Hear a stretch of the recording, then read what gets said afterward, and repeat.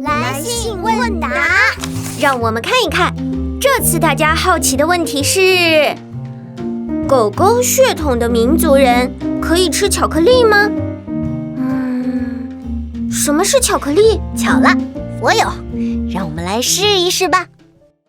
好，欢迎大家来到实验场地，这边就是我们请来的狗狗血统的嘉宾龙井和普洱啦，欢迎欢迎！为了保证嘉宾的安全，我们还邀请了治疗师摆好银针，随时待命。大家好。小银针啊，嘉宾的生命没问题的吧？放心吧，我带了还魂丹，什么毒都能解。那么两位嘉宾在吃掉它之前，还有什么想交代的吗？如果出了什么意外，这辈子还请对我负责到底。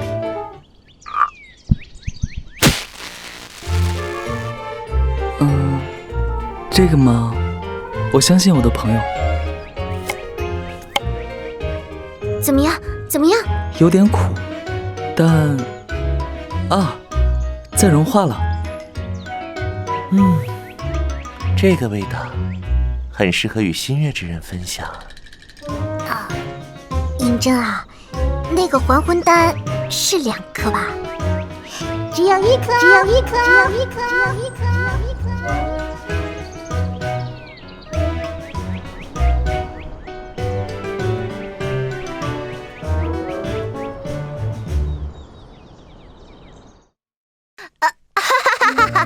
完全没有问题嘛！